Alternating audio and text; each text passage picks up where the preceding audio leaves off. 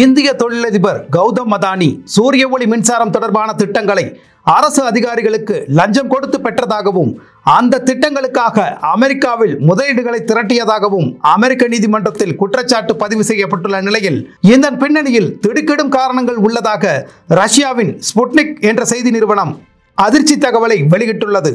தமிழகம், ஆந்திரா, ஒடிசா, ஜம்மு காஷ்மீர், சத்தீஸ்கர் ஆகிய மாநிலங்களில் சூரிய ஒளி மின்சார விநியோக ஒப்பந்தங்களை பெறுவதற்காக இந்திய அதிகாரிகளுக்கு அதானி குழுமம் 2100 கோடி ரூபாய் லஞ்சம் கொடுத்ததாக தொடரப்பட்ட வழக்கில் கௌதம் அதானிக்கு எதிராக அமெரிக்காவின் நியூயார்க் நீதிமன்றம் பிடிவாரண்ட் பிறப்பித்து உத்தரவிட்டுள்ளது. சோலார் பவர் ஒப்பந்தங்களை பெற லஞ்சம் கொடுத்ததாக அமெரிக்க நீதித்துறை பங்குச்சந்தை கூறும் குற்றச்சாட்டுகள் அடிப்படை ஆதாரமற்றவை. இப்பிரச்சனையை சட்ட ரீதியாக எதிர்கொள்ள அனைத்து முயற்சிகளையும் மேற்கொள்வோம் என அதானி குழுமம் மறுப்பும் தெரிவித்துள்ளது. இந்த நிலையில்தான் வெளியாகி உள்ளது ஒரு அதிர்ச்சி தகவல்.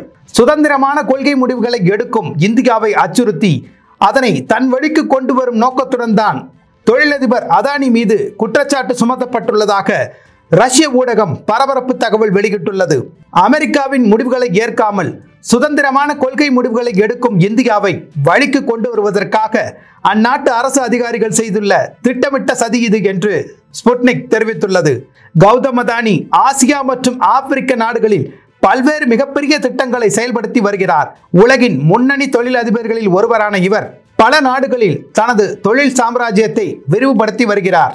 அவர் மீது நடவடிக்கை எடுத்தால் இந்திய அரசு வழிக்கு வந்துவிடும் என்ற எண்ணத்தில் இத்தகைய நடவடிக்கையை அமெரிக்காவில் ஆட்சியில் இருக்கும் ஜனநாயக கட்சி அதிகாரிகள் மேற்கொண்டுள்ளனர். சமீபத்தில் அமெரிக்க அதிபர் தேர்தலில் முன்னாள் அதிபர் ட்ரம்ப் வெற்றி பெற்றார்.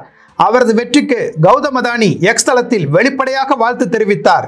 இதுவும் அமெரிக்க ஆளும் கட்சிக்கு கடும் எரிச்சலை ஏற்படுத்தியது. அதற்கு பழிவாங்கும் நோக்கத்துடன் தான் இந்த நடவடிக்கை எடுக்கப்பட்டதாகவும் ஸ்புட்னிக் செய்திகள் தெரிவிக்கப்பட்டுள்ளது. சர்வதேச அளவில் இந்தியாவின் செல்வாக்கு அதிகரிப்பதை தடுக்கவும் உலக அரங்கில் வலிமையான போட்டி குரலாக இந்தியாவின் குரல் ஒலிப்பதை முடிவுக்கு கொண்டு வரவும் இத்தகைய நடவடிக்கைகள் எடுக்கப்பட்டுள்ளதாகவும் அதில் தெரிவிக்கப்பட்டுள்ளது. அதானி மீது குற்றச்சாட்டு எழுப்பி இந்திய பங்குச் சந்தையை சரிய செய்வது, அதன் மூலம் இந்திய பொருளாதாரத்தின் முதுகெலும்பாக இருக்கும் ஸ்டேட் பேங்க் ஆஃப் இந்தியா மற்றும் LIC ஆகிய நிறுவனங்களை சீர்குலைப்பதும் அமெரிக்க சதித்திட்டத்தின் முக்கிய நோக்கங்கள் என்றும் ஸ்புட்னிக் தெரிவித்துள்ளது. பிரதமர் நரேந்திர மோடியின் தலைமையில் படுவேகத்தில் வளர்ந்து வரும் இந்தியா அமெரிக்கா போன்ற வளர்ந்த நாடுகளின் கண்களை உறுத்துகிறது.